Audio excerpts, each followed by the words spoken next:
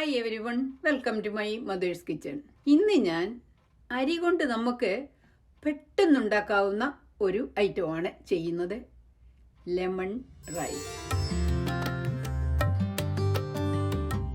Lemon rice ഉണ്ടാക്കാനുള്ള ചട്ടിയിൽ ആദ്യം ഞാൻ നല്ലെണ്ണയാണ് ഒഴിച്ചത്. അത് എല്ലായിടത്തും ആ ചട്ടിയിൽ ഒന്ന് പിടിക്കുന്നതിന് വേണ്ടിയിട്ടാണ് ഇതുപോലെ ചുറ്റിച്ച് ഒഴിച്ചത്.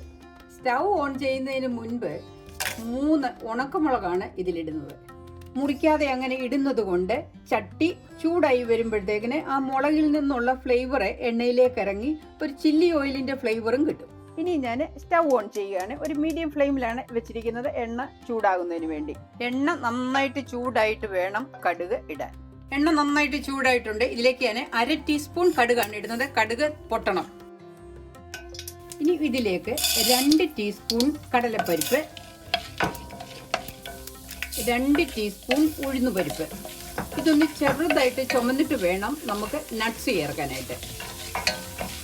ഉഴുന്നുപരിപ്പും കടലപ്പരിപ്പും ചെറുതായിട്ടൊന്ന് നിറം മാറുന്നിടം വരെ ഇളക്കണം. ഇതൊന്ന് നിറം മാറിയിട്ടുണ്ട്. ഇതിലേക്ക് ഞാൻ 1/4 കപ്പ് പീനട്ടാണ് ആദ്യം ചേർക്കുന്നത്.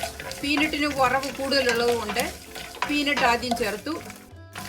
കടലപ്പരിപ്പ് മൂത്തിട്ടുണ്ട്. ഇതിലേക്ക് ഞാനൊരു സ്വല്പം ജിഞ്ചറാണ്, ഒരു ചെറിയ ഇഞ്ചിയുടെ ഫ്ലേവർ കിട്ടാനായിട്ട് ഒരു 1/4 ടീസ്പൂൺ ജിഞ്ചറാണ് ഇടുന്നത്. 2 തണ്ട് കറിവേപ്പില, ഇത്രയും കറിവേപ്പില ഇട്ടാൽ മതി. ഇനി ഇതിലെ ഒരു 1/4 ടീസ്പൂൺ കായം വറുത്ത് പൊടിച്ചതാണ് ഇടുന്നത്. ഒരു പിഞ്ച് ഉലുവ പൊടിച്ചതും കൂടെ ഞാൻ ചേർക്കുന്നുണ്ട്. ഇത് ഇഷ്ടമുണ്ടെന്ന് വരിയിൽ ചേർത്താൽ മതി. 2 നല്ല എരിവുള്ള പച്ചമുളകാണ് ചേർത്തിരിക്കുന്നത്. എരിവ് ചേർക്കുമ്പോൾ ഓരോരുത്തരുടെയും എരിവ് അനുസരിച്ചുള്ള മുളക് ചേർത്താൽ മതി. 1/2 ടീസ്പൂൺ ഉപ്പും കൂടി ചേർക്കണം.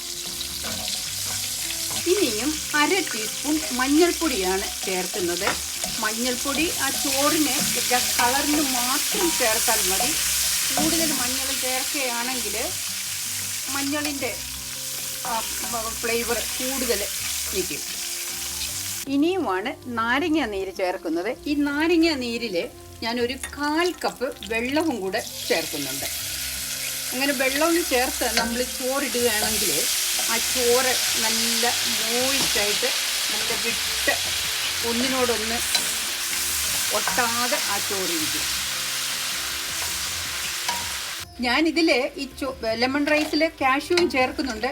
പക്ഷേ ഈ കാഷ്യൂ റോസ്റ്റഡ് ആയതുകൊണ്ട് ഞാൻ ഇപ്പോഴാണ് ചേർക്കുന്നത്. നിങ്ങൾ ചേർക്കുന്ന കാഷ്യൂ റോയാണെന്ന് വരിയിൽ പീനട്ട് ആദ്യം ഇട്ട് 2-3 മിനിറ്റ് നന്നായിട്ട് റോസ്റ്റായിട്ട് കഴിഞ്ഞിട്ട് വേണം റോ കാഷ്യൂ ഇടാനായിട്ട്. കാരണം കാഷ്യൂ പെട്ടെന്ന് മൂത്തു പോകും. ഞാൻ ഇനി ഇതിലേക്ക് ചോറ് ഇടുകയാണ്. ഇതിൽ ഞാൻ സ്വല്പം മല്ലിയിലയും കൂടെ ചേർക്കുന്നുണ്ട്. ഈ ലെമൺ റൈസിനുള്ള ചോറ് നിങ്ങൾക്ക് 2 വിധത്തിൽ വേവിക്കാം. ഇത് ഞാൻ ഈ 1.5 കപ്പ് റൈസ് 3 കപ്പ് വെള്ളത്തിൽ വറ്റിച്ചെടുത്തതാണ്. നിങ്ങൾക്ക് ചോറ് കൂടുതൽ വെള്ളം ഒഴിച്ച് ഒരു 6 കപ്പ് വെള്ളമെങ്കിലും ഒഴിച്ച് തിളപ്പിച്ച് ഊറ്റിയെടുത്താലും മതി. ഒരു 85% വേഗത്തക്ക വിധത്തിൽ, അതായത് ഒരു 1/4 പരുവത്തിൽ വെന്ത് എടുത്താൽ മതി. ഇനി ഞാൻ ഇതിലേക്ക് ലെമൺ സെസ്റ്റ് ആണ് ചേർക്കുന്നത്. ലെമൺ ജ്യൂസ് എടുത്തു കഴിയുമ്പോൾ അതിൻ്റെ സെസ്റ്റ് കളയേണ്ട ആവശ്യമില്ല. നമുക്ക് പല ആവശ്യങ്ങൾക്ക് ഉപയോഗിക്കാം. ഈ സെസ്റ്റും കൂടെ ചേർക്കുന്നത് കൊണ്ട് ആ ചോറിന് നല്ല ഫ്ലേവർ ആയിരിക്കും. 1 ലെമണിൻ്റെ സെസ്റ്റ് മുഴുവൻ ചേർത്തു. ഒട്ടും വെള്ളമില്ല. ചോറ് നല്ല ഭംഗിയായിട്ട് ഒന്നേലൊന്നൊട്ടാതെ ഇരിപ്പുണ്ട്. ഇനിയും ഇതിന് ഓരോരുത്തരുടെ ആവശ്യമനുസരിച്ച് ഉപ്പോ നാരങ്ങ നീരോ വേണമെന്ന് വരികിൽ ചേർക്കാം. ഇതിന് എല്ലാം പെർഫെക്റ്റ് ആണ്. ഇനി ഞാൻ സ്റ്റൗ ഓഫാക്കി മൂടി വെക്കുകയാണ്. ഈ ലെമൺ റൈസിന് വേറെ കറി ഒന്നുമില്ലെങ്കിലും ഒരു പപ്പടവും ഇച്ചിരി ലെമൺ പിക്കിളും ഈ ഒരു മുളകും മാത്രം മതി. So tasty.